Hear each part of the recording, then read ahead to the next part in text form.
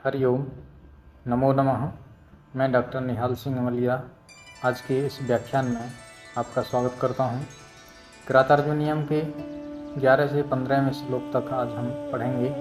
पिछले श्लोक से हम इसकी कथावस्तु को जोड़ते हुए बात करते हैं। तो पिछले श्लोक संख्या 10 में हमने पढ़ा था कि अहंकार से रहित होकर के दुर्योधन अपने मित्रों के साथ में, अपने सेवकों के साथ में मित्र जैसा व्यवहार कर रहा है और मित्रों से भाई के समान व्यवहार कर रहा है और भाई बंधुओं से राजा के जैसा व्यवहार कर रहा है। तो इस तरह से उन्होंने सब जितने भी लोग हैं उनको सबको खुश किए हुए हैं। अब श्लोक संख्या हम 11 देखते हैं। 11वें श्लोक में असक्तम आराधयतो यथा यथम विभज्य भक्त्या समपक्षपातया गुणानुरागातीव सख्यम ईयवान न बाधते अस्य त्रिगणः परस्परम। यथा यथम विभज्य, अच्छी प्रकार से विभाजन करके। विभाजन किसका क्या करना होता है? विभाजन का मतलब ये है कि कौन सा काम रात को करना है, कौन सा काम दिन को करना है, कौन सा काम प्रातःकाल करना है, कौन सा काम किस आदमी के द्वारा करवाया जाना है, किस काम को शाम के द्वारा करना है, किस काम को दंड के द्वारा करना है, किस काम को अर्थ के द्वारा करना है। इन सब का अच्छी प्रकार से विभाजन करके, तो यथा यथम विभज्य, अच्छी प्रकार से विभाजन करके, समुचित रूप से विभाजन करके, समय को बांट करके, समपक्षपातया भक्त्या, दोनों में तृतीय विभक्ति है। समपक्षपातया अर्थात ऐसी भक्ति, ऐसी कार्यशैली जिसमें समान पक्षपात हो, किसी के एक को ज़्यादा एक को कम ऐसा ना हो, समान पक्षपात वाली स्थिति से, भक्ति से, श्रद्धा से, असक्तम, किसी में आसक्त न होकर के, आसक्त न होकर के अनासक्त भाव से, आराधयतः, इन कार्यों को करते हुए, अस्य त्रिगणः, इसके तीनों गण, त्रिगण कहते हैं धर्म अर्थ काम, इसके अस्य दुर्योधन के त्रिगणः, तीनों गण, गुणानुरागात, गुणों की अनुराग से, सख्यम ईयवान एव, जैसे उन तीनों गणों में सख्यम मित्रता हो गई हो, इस प्रकार से परस्परम न बाधते, एक दूसरे का कभी बाधित नहीं कर रहे हैं, एक दूसरे के काम में बाधा उत्पन्न नहीं करते हैं। तो एक बार पुनः देख लें। यथा यथम विभज्य, समुचित रूप से समय बांट करके, कार्य बांट करके, समपक्षपातया भक्त्या, बराबर स्नेह से, बराबर पक्षपात से, और किसी में असक्तम, किसी के वशीभूत न होकर के अनासक्त भाव से, आराधयतः, सेवा करते हुए, अस्य त्रिगणः, इसकी तीन गण, त्रिगण माने धर्म अर्थ और काम, ये तीनों के तीनों गण, गुणानुरागात, अपने अपने गुणों के अनुराग से, ऐसा लगता है कि ये तीनों गण दुर्योधन को बहुत पसंद कर रहे हैं और उसी अनुराग की वजह से सख्यम ईयवान एव, ऐसा लग रहा तीनों गणों में आपस में प्रेम हो गया हो, आपस में मित्रता उत्पन्न हो गई है, इसलिए परस्परम न बाधते, ये एक दूसरे के काम में परस्पर बाधा उत्पन्न नहीं करते हैं। नहीं तो देखा ये जाता है कि धर्म जब होता है तो अर्थ और काम को नहीं होने देता।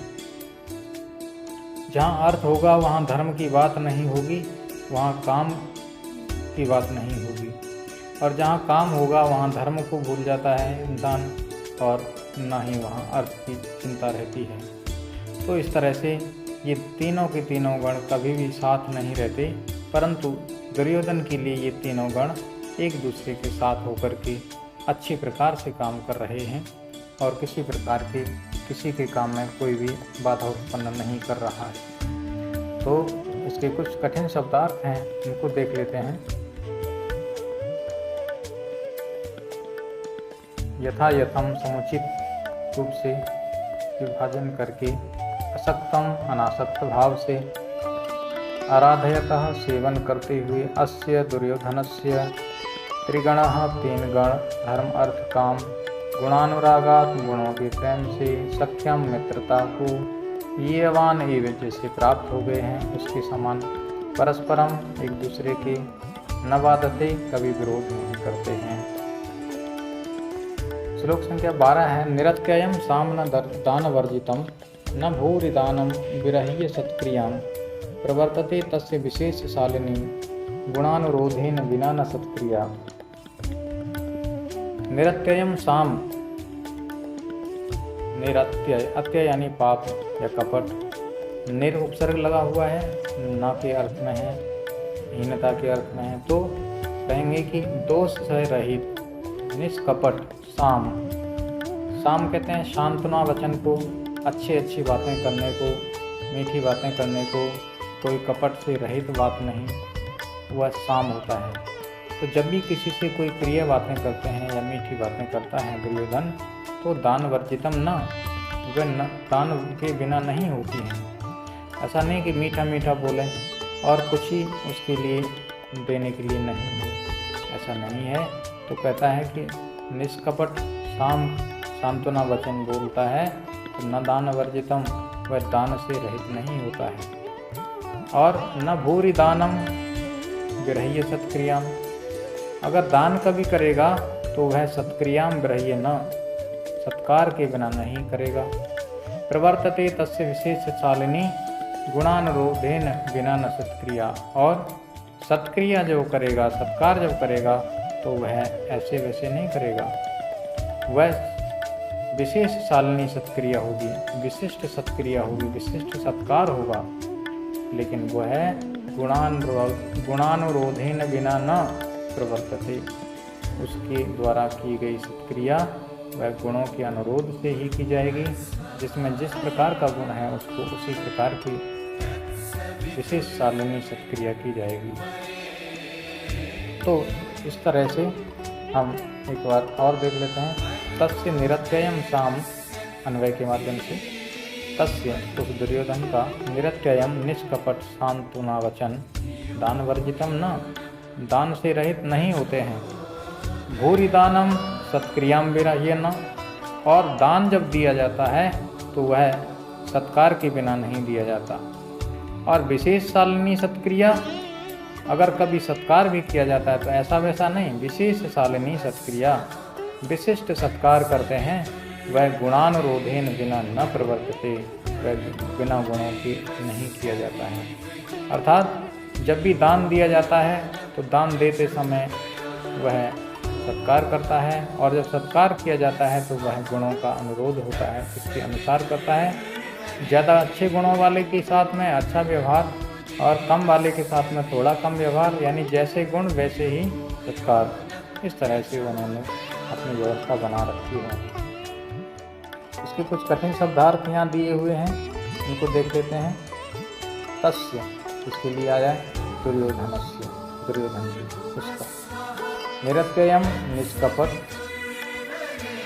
साम सांत्वना वचन, दान वर्जितम बिना दान के नहीं होता है, न प्रवर्तते नहीं होता है, प्रवृत्त नहीं होता है, भूरि दानम बहुत ज़्यादा दान देना, प्रचुर मात्रा में धन देना, सत्क्रियाम विरह्य न, बिना सत्कार के नहीं होता, विशेष शालिनी विशिष्ट सत्क्रिया, यह सत्क्रिया सत्कार किया जाना, यह गुणानुरोधेन बिना, गुणों के अनुरोध से रहित नहीं, न प्रवर्तते नहीं होती है।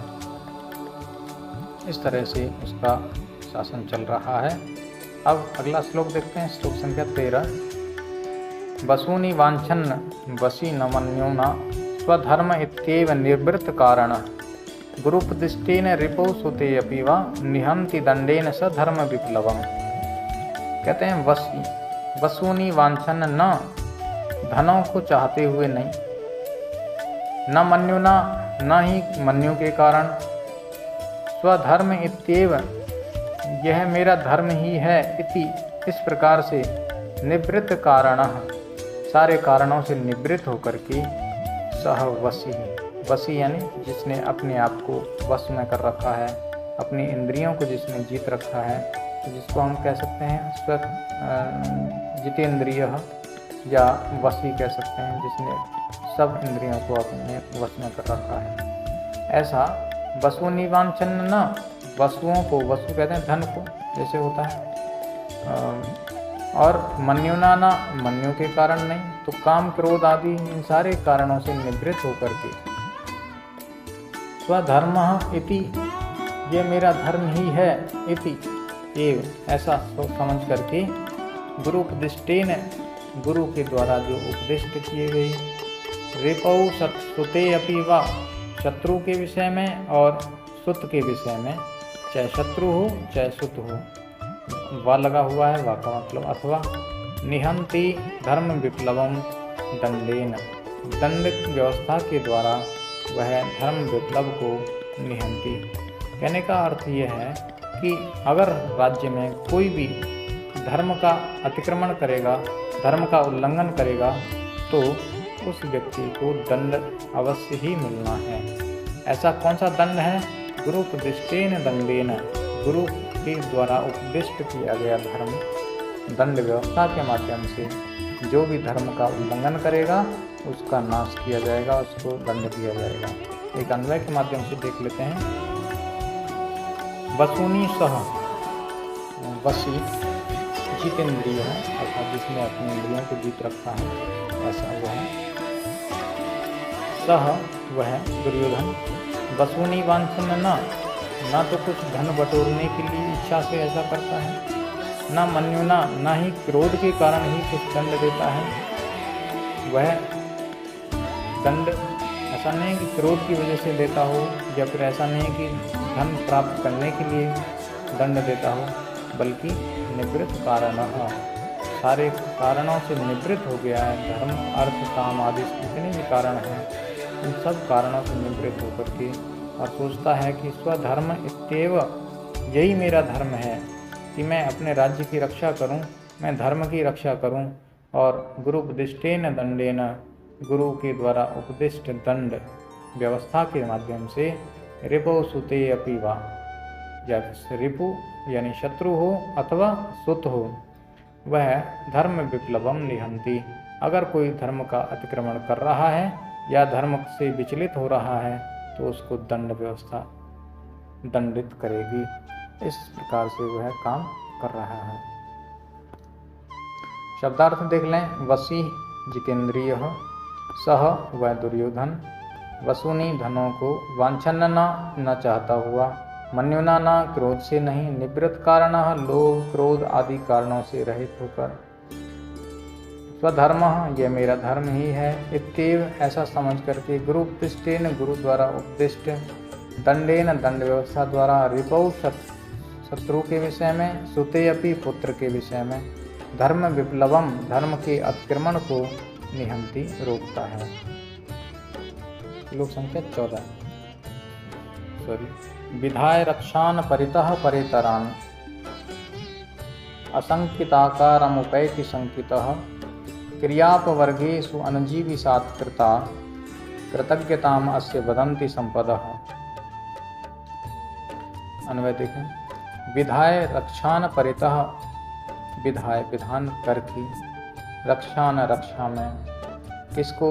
परितः चारों ओर, परेतरान पर यानी पराये, और पर से इतर, पर से भिन्न यानी कि अपने। तो विधाय रक्षान रक्षा में विधान करके, परितः कहाँ पर? चारों ओर, अपने चारों ओर, परेतरान पर से इतर यानी अपने जनों को, असंकित आकारम उपैति असंकित आकार को उपैति प्राप्त करता है, शंका से रहित हो जाता है, निश्चिंत होकर के रहता है। पर संकितः शंका उसके मन में है। क्रियापवर्गेषु अनुजीविसात्कृता, क्रिया अपवर्गेषु कार्यों के जब अपवर्ग पर पहुंच जाते हैं, कार्य यानी कार्य संपन्न जब हो जाते हैं, तो वहाँ अनुजीविसात्कृता अनुजीवियों को जब कृतार्थ करता है तो कृतज्ञताम अस्य वदन्ति संपदः, तो इसकी अस्य यानी दुर्योधनस्य, इस दुर्योधन की संपदः संपत्तियाँ जो उन अनुजीवियों को, उन सेवकों को दी जाती हैं, वो इसकी कृतज्ञता को वदन्ति बोलती हैं। तो एक बार पुनः देख लें कि सबके ऊपर शक तो करता है, निरंतर शंकितः शंकालु स्वभाव का तो है, परंतु परितः अपने चारों ओर परेतरान रक्षान विधाय अपने ही जनों को रक्षा में विधान करके, रक्षा में नियुक्त करके, आत्मीय जनों को ही लगा करके स्वयं असंकिताकारम उपैति निश्चिंत हो जाता है। क्रियापवर्गेषु और कार्यों की समाप्ति होने पर जो सेवकों के अनुजीवी सात्कृता, सेवकों को हाथ में दिया हुआ जो संपदा धन है, वह धन ही अस्य इस दुर्योधन की कृतज्ञता वदंती, कृतज्ञता को बखान करती है, बोलती है। इसके कुछ शब्दार्थ हैं, शब्दार्थों को यहाँ देखा जा सकता है।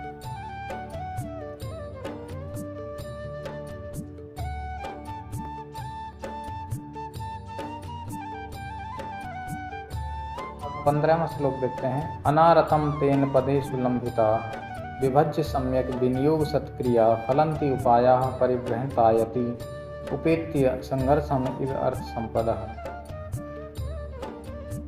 ऐसा लगता है कि जितने भी उपाय हैं, उपाय यानी कि कौन से उपाय होते हैं, चतुर उपाय होते हैं। 4 उपाय, 4 धर्म, अर्थ, साम दाम दंड भेद, ये 4 उपाय एक दूसरे को होड़ लग रही है, संघर्ष जैसे कर रहे हैं कि दुर्योधन की संपत्ति को हम बढ़ावें कि हम बढ़ावें। तो तेन उसके द्वारा, किसके द्वारा, दुर्योधन के द्वारा, पदेषु सम्यक विभज्य पदों में, स्थानों में, कार्यों में सम्यक अच्छी प्रकार से विभाजन कर दिया गया है। विनियोग सत्क्रिया लंबिता उपाया, ये सब बहुवचन के हैं। तो विनियोग में, कार्यों में अच्छे प्रकार से लगाए गए, उपाया उपाय, संघर्षम उपेत्य एव, ऐसा लग रहा है कि संघर्ष को प्राप्त हो गए हैं, एक दूसरे से झगड़ा कर रहे हैं कि मैं इसकी संपत्ति को बढ़ाऊं, कि मैं संपत्ति को बढ़ाऊं। इस तरह की उनमें होड़ सी लग रही है और एक दूसरे में संघर्ष जैसा दिखाई दे रहा है। परिब्रहितायति, और उनको बढ़ाते हुए चले जा रहे हैं, स्थायी रूप से संपत्तियों को बढ़ाते हुए चले जा रहे हैं, उन्नतिशील होते चले जा रहे हैं। अर्थ संपदा, ऐसी अर्थ संपत्तियाँ अनारतम फलंती, उसकी अनारतम निरंतर फलीभूत होती रहती हैं। एक बार पुनः देख लें कि वह दुर्योधन तेन, उस दुर्योधन के द्वारा, पदेषु सम्यक विभज्य, हर विषयों में जो साम दाम दंड भेद आदि जो उपायों का विनियोग किया है, उस उपायों के विनियोग के द्वारा ऐसा लग रहा है कि वे संघर्षम उपेत्य, कि वो आपस में संघर्ष प्राप्त करते हुए, ईर्ष्या करते हुए भविष्य में परिब्रहितायति, उन्नतिशील होकर के अर्थ संपत्तियाँ अनारतम फलंती, वह धन संपत्तियाँ पैदा करते हैं, किसी काम में उसे कोई भी प्रकार की हानि नहीं होती है। इस तरह से दुर्योधन आगे बढ़ता हुआ सा दिखाई दे रहा है। कुछ कठिन शब्दार्थ यहाँ दिए हुए हैं, इनको देखा जा सकता है। आप स्क्रीनशॉट लेकर के भी उनका अर्थ देख सकते हैं और अपने स्तर पर श्लोक का अर्थ बाद में कर सकते हैं। तो यहाँ तक हम श्लोक संख्या 15 तक इस वीडियो में पढ़े। आगे की किसी वीडियो को लेकर के हम कंटिन्यू करेंगे श्लोक संख्या 16 से।